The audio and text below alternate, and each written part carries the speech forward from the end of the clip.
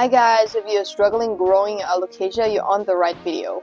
This video will be talking about how to keep the plants alive and thriving and what potting mix is best for your environment. So hello guys, my name is Pang and this is my first video.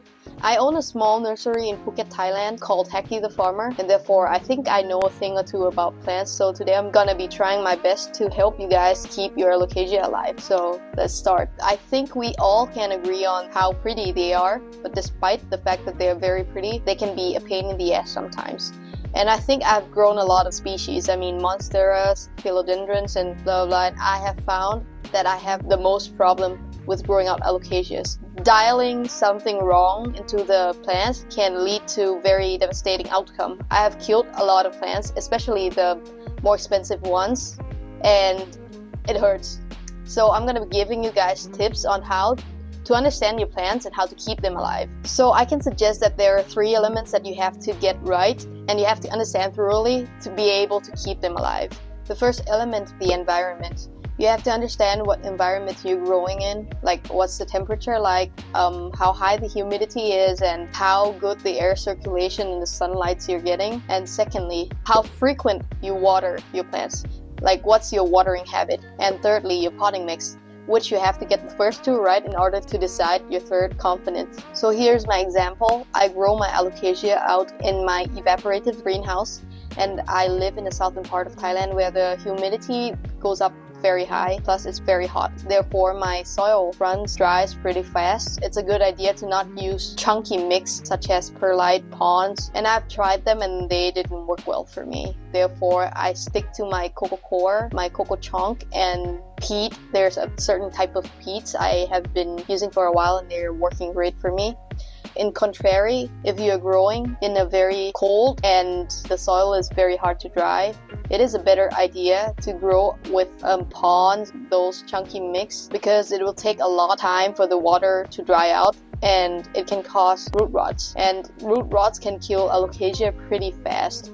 But trust me, when you get a hang on it, it's not that complicated. These are some examples of my pretty plants here.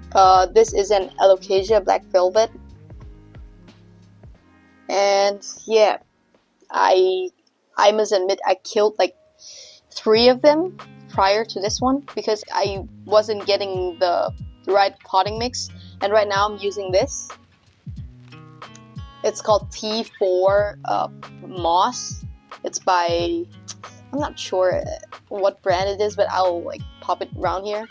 But yeah, I've found a lot of success with the moss. And I also grow some out in coco chunk, been very successful with it. And here is another example here. It is gorgeous. This is a Scalprum Aurea.